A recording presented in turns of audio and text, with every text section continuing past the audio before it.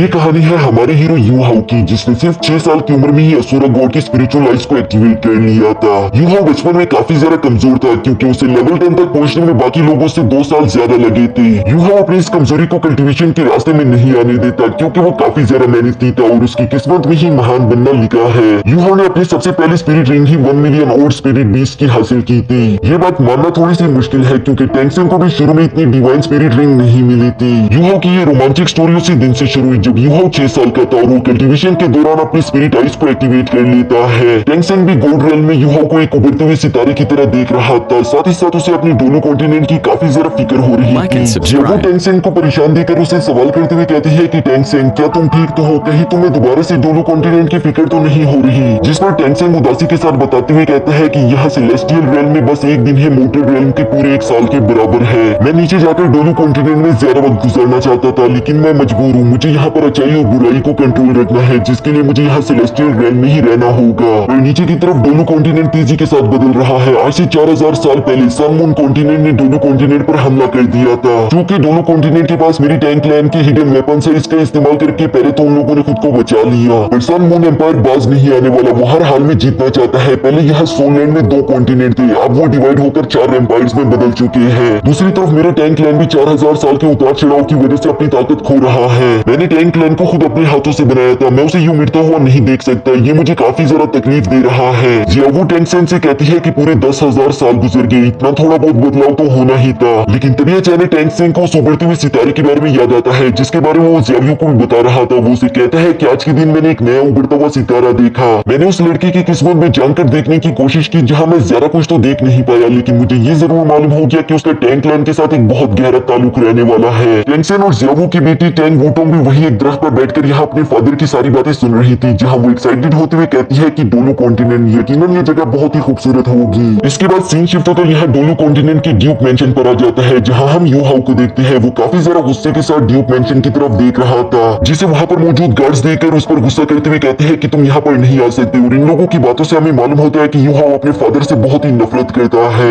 Even कि you how ने अपना सरनेम चेंज कर अपने फादर का नाम हटाते हुए वहाँ पर अपनी मदर का नाम लगा लिया था। वो गार्ड्स अपने मास्टर की बुराई नहीं सुन सकते थे। वो उससे कहते हैं कि क्या तुम बेवकूफ हो? क्या तुम जानते नहीं कि हमारे मास्टर कितने पावरफुल है? लेकिन दूसरी तरफ यू हाउ अपने स्पिरिट आइज का इस्तेमाल करते हुए वहाँ से निकल गया था, जिसके बारे में उन गार्ड्स को कुछ भी समझ नहीं आ पाता कि आखिर यहाँ पर हुआ क्या। दूसरी तरफ हम मास्टर ड्यूक को देखते हैं, जो कि अपने सिपाहियों के साथ जंग से वापस लौट कर आ रहे थे, लेकिन अभी भी यू हाउ दूर से खड़ा उन्हें गुस्से के साथ घूर रहा था। लेकिन मास्टर ड्यूक के देखने से पहले यू हाउ वहाँ से चला गया था। दोस्तों, आप लोग यही सोच रहे होंगे कि आखिर यू हाउ को अपने फादर से इतनी नफरत क्यों है? तो मैं आप लोगों को बता देना चाहता हूँ कि यू हाउ की मदर असल में एक नौकरानी थी, जिससे मास्टर ड्यूक को प्यार हो चुका था और उन्हीं का बेटा यू हाउ है। लेकिन अपने खानदान की इज्जत की वजह से मास्टर ड्यूक कभी उनसे शादी नहीं कर पाते और इसी वजह से उन्होंने दूसरी शादी कर ली थी, जहाँ मास्टर ड्यूक ने दोनों को ही एक अच्छे से मेंशन में रखा हुआ था। वो खुद तो हमेशा जंग में मसरूफ रहते थे। उनको कभी मालूम ही नहीं हुआ कि उनकी सेकंड वाइफ ने यू हाउ की मदर को मेंशन से बाहर निकाल दिया था, जहाँ वो बहुत ही बुरी तरीके से बीमार हो चुकी थी। इसी बीमारी से काम करते करते उनकी हालत काफी ज्यादा खराब हो गई थी, जहाँ एक दिन वो मरने से पहले यू हाउ को एक व्हाइट टाइगर डैगर देते हुए कहती है कि यू हाउ, इससे लो और खुद की जिंदगी खुद जियो। अपनी माँ को खोने के बाद वो गुस्से के साथ कसम खाता है कि वो एक बहुत ही ज्यादा पावरफुल सोल मास्टर बनकर वापस आएगा, ताकि वो अपनी माँ के लिए इंसाफ ले सके।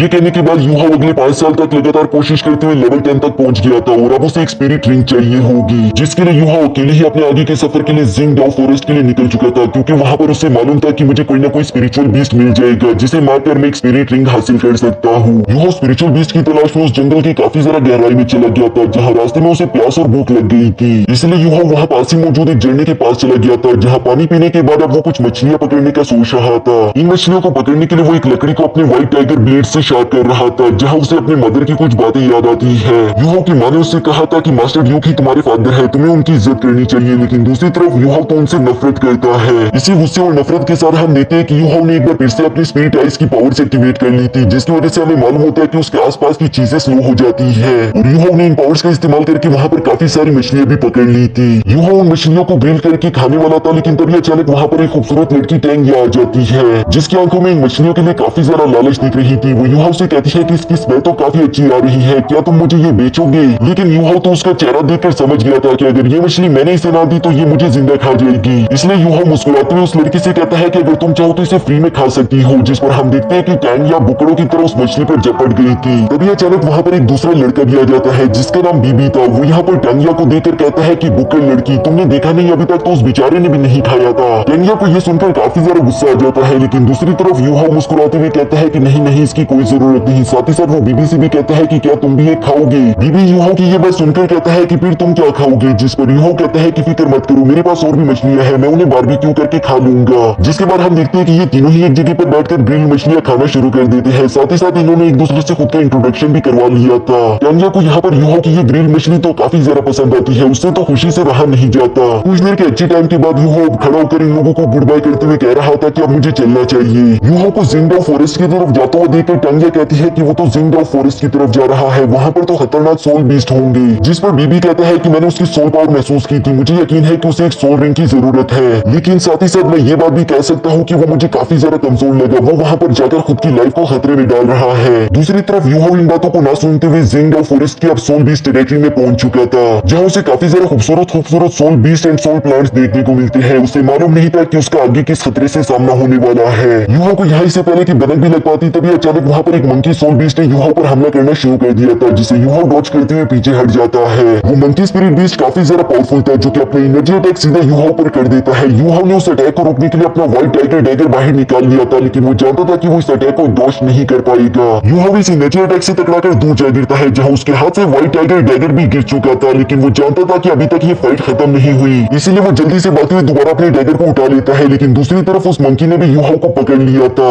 जहाँ यूहाओ के पास अब कोई रास्ता नहीं बचता, वो अपने डैगर का इस्तेमाल करके उस मंकी पर हमला कर देता है, जिसकी वजह से वो मंकी बीस्ट तो और भी ज्यादा गुस्से में आ गई थी। इसलिए वो आगे बढ़ते हुए अब यूहाओ पर अपने सबसे ज्यादा पावरफुल एनर्जी अटैक करने वाली थी। लेकिन तभी अचानक हम देखते हैं कि यूहाओ अपने स्पिरिचुअल आइज को एक्टिवेट कर लेता है, जिस वजह से आसपास की चीजें धीमी हो चुकी थी। यूहाओ इसी मौके का फायदा उठाकर अपने व्हाइट टाइगर डैगर से उस मंकी बीस्ट को जान से मार देता है। जिसके बाद हम देखते हैं कि यूहाओ जख्मी होने की वजह से काफी ज्यादा कमजोर हो चुका था, साथ ही साथ उसने अपनी काफी ज्यादा एनर्जी भी इस्तेमाल कर दी है। वो अब अपने पैरों पर भी सही से खड़ा नहीं हो पा रहा। मंकी बीस्ट के मरने की वजह से उसकी सोल रिंग निकलकर बाहर आ गई थी। यूहाओ उसे देख भी पा रहा था, पर अब यूहाओ के पास इतनी एनर्जी नहीं थी कि वो इसे एब्जॉर्ब कर पाए। लेकिन तभी अचानक हम देखते हैं कि यूहाओ के आसपास चारों तरफ एक कोल्ड ऑरा फैल गया था, साथ ही साथ वहाँ पर एक और बड़ा स्पिरिचुअल बीस्ट आ गया था। यूहाओ को समझ नहीं आ रहा था कि अब वो क्या करे। उसे ठंड भी लग रही थी, लेकिन अब उसके पास इतनी एनर्जी नहीं कि वो खड़ा होकर भाग सके। जबकि साथ ही साथ हम यहाँ पर उस क्यूट से सोल बीस्ट को भी देखते हैं। वो यूहाओ के सामने आकर खड़ा हो गया था। उसके एट्रीब्यूशन में आइस पावर्स थी, जिसकी वजह से यूहाओ वहीं पर फ्रीज होकर बेहोश हो जाता है।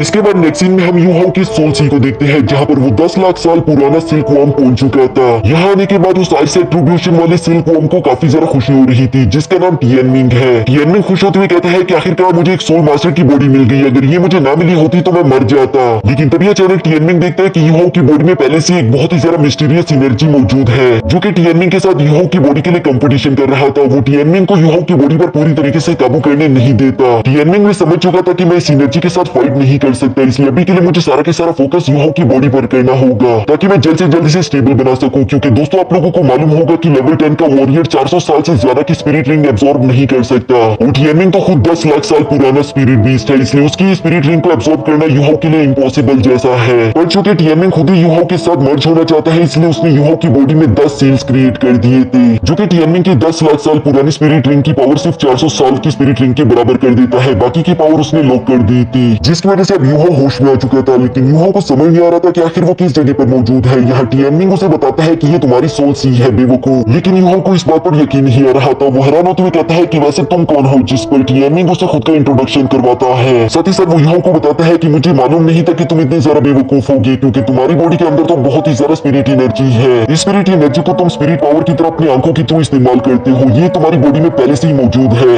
यूहाओ की तो ये सारी बातें सर के ऊपर से जा रही थी, जिस पर टियनमिंग कहता है कि चलो मैं तुम्हें सिंपल करके बताता हूँ। मैं हूँ एक 10 लाख साल पुराना स्पिरिट बीस्ट। पूरे सोल लैंड में मेरे जैसा स्पिरिट बीस्ट कोई मौजूद नहीं, और मैंने खुद की स्पिरिट रिंग तुम्हें दे दी है, यानी कि तुम्हें बहुत ज्यादा फायदा हुआ। आज के बाद तुम मुझे बड़ा भाई टियनमिंग कहकर पुकारोगे। यूहाओ ये सुनकर हैरान होते हुए कहता है कि तुम तो 1 मिलियन साल पुराने स्पिरिचुअल बीस्ट हो, जबकि मैं तो लेवल 10 का वॉरियर हूँ। 400 साल से बड़ी की स्पिरिट रिंग तो मैं एब्जॉर्ब भी नहीं कर सकता, और इसके अलावा तुम जैसा पुराना स्पिरिचुअल बीस्ट भला मुझ जैसे को क्यों चूज करेगा। टियनमिंग टियानमिंग ये सुनकर मुंह बनाते हुए कहता है कि किसने कहा मैंने तुम्हें चूज किया, मुझे तो बस करना पड़ा, अगर मैं ना करता तो शायद मैं मारा जाता। साथ ही साथ वो युवाओं को दिखाते हुए कहता है कि देखो मैंने यहाँ पर 10 सील बनाकर रखी हुई है जिन्होंने मेरी पावर्स थोड़ी कम कर दी, अब मेरी स्पिरिट रिंग 400 ईयर्स के बराबर है। साथ ही वो युवाओं को ये भी बताता है कि जैसे जैसे तुम कल्टीवेट करोगे तुम्हारी फिजिकल स्ट्रेंथ बढ़ती जाएगी, उसी तरह तुम्हारी ये रिंग भी बदलती चली जाएगी। जो सुनकर युवाओं काफी ज्यादा खुश हो गया था, क्योंकि ये हिस्ट्री में पहली दफा होगा जो कि स्पिरिट रिंग भी खुद के फॉर्म को चेंज करते हुए धीरे धीरे पावरफुल होती चली जाएगी। इसके बाद टियानमिंग कहता है कि सिर्फ यही नहीं, मैंने तुम्हें 4 स्पिरिट सोल टेक्निक्स भी दी है। हाँ मेरे पास कोई स्पिरिट बोन तो नहीं था, लेकिन मैं तुम्हारा स्पिरिट गार्डियन बन चुका हूँ। युवाओं का तो ये सब सुनकर खुशी से ठिकाना नहीं रहता कि मेरे पास स्पिरिट गार्डियन होने के साथ साथ 4 सोल टेक्निक्स भी है। टियानमिंग युवाओं से पूछता है कि ये सब मजेदार है ना, जिस पर युवाओं भी चोमू की तरह सर हिला रहा था, लेकिन तभी टियानमिंग उस पर एक बड़ा सा बॉम्ब पाड़ता है। वो उसे बताता है कि मैंने जो तुम्हें स्पिरिट रिंग दी है वो आइस एट्रीब्यूशन स्पिरिट रिंग है, इसलिए तुम उसे अच्छी तरीके से यूज नहीं कर सकते, तुम्हें और स्पिरिट रिंग चाहिए होंगी जो कि आइस की पावर्स रखती हो, फिर धीरे धीरे करके तुम इन चारों टेक्निक्स को अच्छे से परफॉर्म कर पाओगे। यहाँ ये बातें सुनकर युवा उससे सवाल करता है कि वैसे तुम बताना चाहोगे कि मेरी 4 टेक्निक्स है क्या, जिस पर टियानमिंग उसे जवाब देते हुए कहता है कि वो तो तुम्हें खुद ही मालूम करनी होगी, लेकिन अभी के लिए तुम सिर्फ सपोर्ट टाइप की टेक्निक ही इस्तेमाल कर पाओगे। तुम्हारे अटैक सोल टेक्निक्स काफी ज्यादा वीक है, तुम खुद ही बहुत वीक हो, तुम्हें अपनी बॉडी पर ज्यादा से ज्यादा काम करना चाहिए। युवा ये सारी बातें सुनने के बाद कहता है कि अब मुझे धीरे धीरे कुछ कुछ समझ आ रहा है, मुझे ज्यादा से ज्यादा मेहनत करनी होगी ताकि मैं कामयाब बन सकूं। टियानमिंग को अब दूसरी तरफ नींद आने लगी थी। वो युवा की ये बात सुनकर कहता है कि अच्छा हुआ तुम्हारे इस छोटे से दिमाग में कोई बात तो बैठ गई, अब चलो भागो यहाँ से, मुझे नींद आई है। और ये कहती ही वो युवा को उसकी सोल सी से बाहर निकाल देता है। यहाँ दूसरी तरफ बैराम देखते हैं कि टेंगी और बीबी को युवा मिल चुका था, लेकिन वो बेहोशी की हालत में था। वो दोनों से जगाने की कोशिश कर रहे थे। जहाँ मिस्टर बीबी उसके पल्स चेक करते हुए कहता है कि इसकी स्पिरिचुअल पावर तो नॉर्मल है और ये पहले से ज्यादा स्ट्रॉन्ग लग रहा है,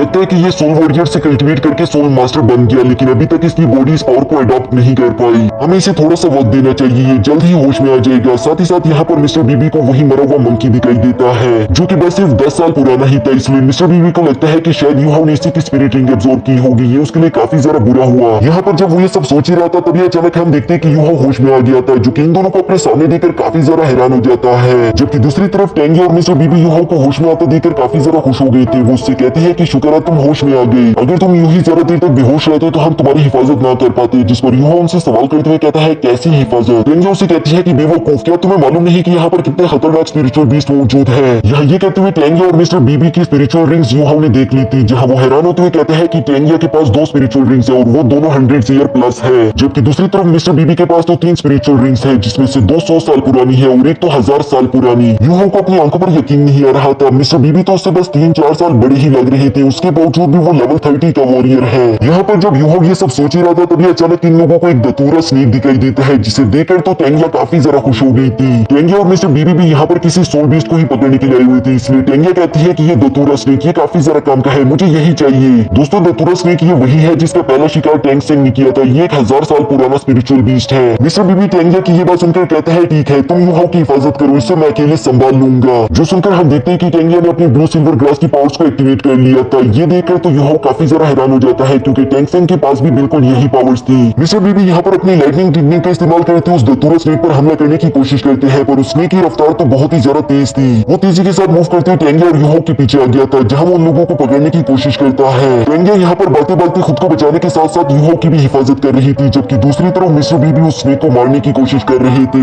मिस्टर बीबी को फाइट करते हुए देखकर टेंगिया युवाओं को बताती है कि बीबी के पास एक टी-रेक्स ड्रैगन की सोल रिंग है, जिसकी वजह से वो अपनी ब्लू लाइटनिंग टेक्निक्स का इस्तेमाल कर सकते हैं, लेकिन यहाँ पर दतूरा स्नेक की स्पीड बहुत ही तेज है, इसलिए वो उसे अपने टारगेट में लॉक नहीं कर पा रहा। युवाओं तो पहले टेंगिया और मिस्टर बीबी से काफी ज्यादा इंप्रेस हो चुका था, क्योंकि उसकी माँ के बाद ये दूसरे वो इंसान है जिसने युवाओं की बिना सोचे समझे हिफाजत की, इसलिए युवा उन दोनों की मदद करना चाहता था। यहाँ पर टियानमिंग युवाओं से कहता है कि अगर तुम मदद करना चाहते हो तो स्पिरिट डिटेक्शन टेक्निक का यूज करो, मैंने इस टेक्निक को ऑलरेडी तुम्हारी मेमोरीज में इंजेक्ट कर दिया है। जो सुनते साथ ही हम देखते हैं कि युवा अपनी स्पिरिट डिटेक्शन टेक्निक को एक्टिवेट कर लेता है। युवा दिखाना चाहता था कि मैं कोई यूजलेस इंसान नहीं हूँ, इसलिए वो अपनी स्पिरिट डिटेक्शन की पावर्स को मिस्टर बीबी और टेंगिया के साथ शेयर कर देता है, जिसकी वजह से हम देखते हैं कि टेंगिया और मिस्टर बीबी के आसपास की चीजें स्लो हो गई थी। मिस्टर बीबी ये देखकर काफी ज्यादा हैरान हो गया था कि वो अपने आसपास की हर छोटी से छोटी मूवमेंट को भी महसूस कर पा रहा है। वो सोच पा रहा है कि मुझे कौन सी टेक्निक यूज करनी चाहिए। मिस्टर बीबी को इसी एक्साइटमेंट के साथ दतूरा स्नेक की वीक पॉइंट मालूम हो चुका था, इसलिए वो जंप करते हुए अपने स्ट्रॉन्गेस्ट लाइट टेक्निक को एक्टिवेट कर लेता है, जिसका इस्तेमाल करके उसने दतूरा स्नेक को बुरी तरीके से इंजर्ड कर दिया था। टेंगिया भी इसी मौके का फायदा उठाकर तेजी के साथ जाते हुए स्नेक को जान से मार देती है।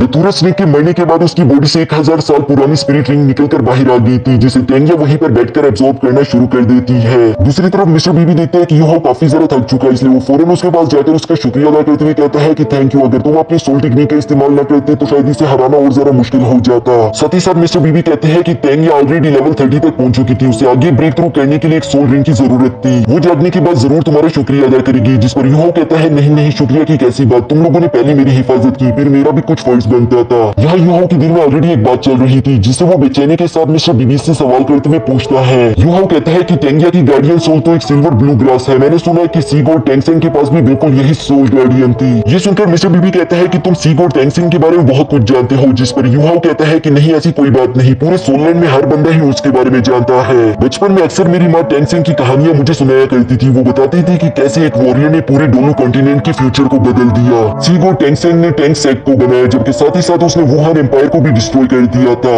सोललैंड में कोई भी उस जैसा सोल मास्टर नहीं था, उसने सारी इमॉर्टल बाउंड्रीज को ब्रेक कर दिया, जिसके बाद आखिरकार वो एक गॉड बन गया। मिस्टर बीबी ये सारी बातें सुनने के बाद कहता है कि हाँ तुमने बिल्कुल सही कहा, टेंगिया के पास भी एक ब्लू सिल्वर ग्रास है, लेकिन उसकी ये गार्डियन सोल सी गॉड टेंगसेंग की जितनी पावरफुल तो बिल्कुल भी नहीं है। लेकिन मैं ये जरूर कहूंगा कि टेंगिया काफी ज्यादा बहादुर है, वो आजकल टेंग सेट की मास्टर है। यूहाओ की ये सारी बातें सुनते हुए अचानक से सर चकराने शुरू हो गया था, जहाँ मिस्टर बीबी उसे कहता है कि तुम्हारी सोल पावर ड्रेन हो चुकी है, चलो मैं तुम्हारी इसमें मदद करता हूँ। और ये कहते ही वो यूहाओ को हील करने शुरू कर देता है, जबकि दूसरी तरफ टेंगिया अपनी जगह पर बैठकर कल्टीवेट कर रही थी। थोड़ी देर में टेंगिया उस स्पिरिट रिंग को एब्सॉर्ब करके होश में आ चुकी थी, जहाँ मिस्टर बीबी टेंगिया को बताता है कि तुम्हारी मदद यूहाओ ने की, मुझे लगता है कि तुम्हें उसका शुक्रिया अदा करना चाहिए। जबकि दूसरी तरफ यूहाओ तो दोबारा से बेहोश चुका था। वो जैसे होश में आता है वो सबसे पहले देखता है कि टेंगिया उसकी बहुत ही ज्यादा करीब आई हुई थी। ये देखकर तो यूहाओ डर चुका था। टेंगिया यहाँ पर यूहाओ का शुक्रिया अदा करते हुए कहती है कि तुम मुझे काफी अच्छी लगी, क्या तुम मेरे टैंक सेट ज्वाइन करना चाहोगे? मेरा टैंक सेट एक टाइम पर नंबर 1 सेट हुआ करता था, जबकि हमारे सेट की काफी आर्ट्स और टेक्निक बहुत ही ज्यादा बेहतरीन है। ये कहते हुए वो यूहाओ को अपने सेट के हिडन वेपन्स, डेविल हैंड और इवन के शैडो डांसिंग टेक्निक के बारे में बताती है, जो कि सारे के सारे टैंक सेट ने बताई थी। यूहाओ यहाँ पर टेंगिया की सारी बातें बहुत ही ज्यादा गौर से सुन रहा था।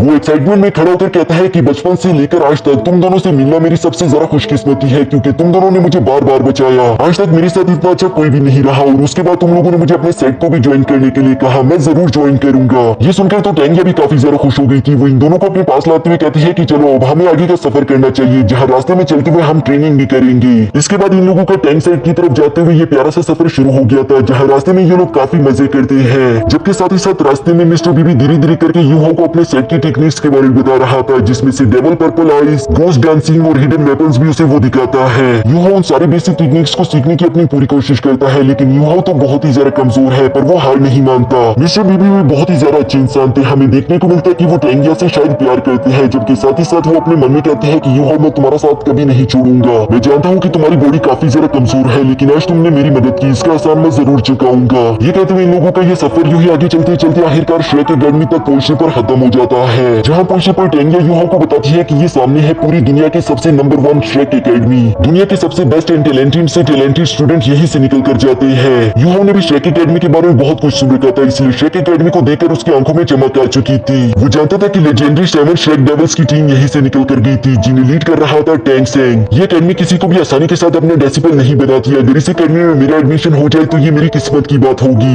यूहाओ ये सारी बातें सोचते हुए खुशी के साथ श्रेक अकेडमी की तरफ देख रहा था, जबकि दूसरी तरफ हम टैंग सेंग और जिया वू को देखते हैं। वो भी सेलेस्टियल रियल्म से ये सारा एडवेंचर होता हुआ अपनी आंखों से देख रहे थे। साथ ही साथ हमें यहाँ पर टैंग सेंग और जिया वू के दरमियान कुछ प्यारे लम्हे भी देखने को मिलते हैं। गॉडहुड में आने के बाद इन दोनों की जिंदगी काफी ज्यादा बेहतरीन हो चुकी है। और इसी के साथ हमारा ये एपिसोड यहीं पर खत्म हो जाता है। तो दोस्तों अगर आप लोगों को यूं ही लॉन्ग वीडियोस चाहिए और आप लोगों को मेरी वीडियोस अच्छी लगी तो प्लीज मेरी इस वीडियो को लाइक कर देना और एक प्यारा सा कमेंट भी जरूर करना, ताकि मुझे मोटिवेशन मिल सके और मैं आगे भी आप लोगों के लिए इसी तरह से लॉन्ग और अच्छी वीडियोस लाता रह सकूं।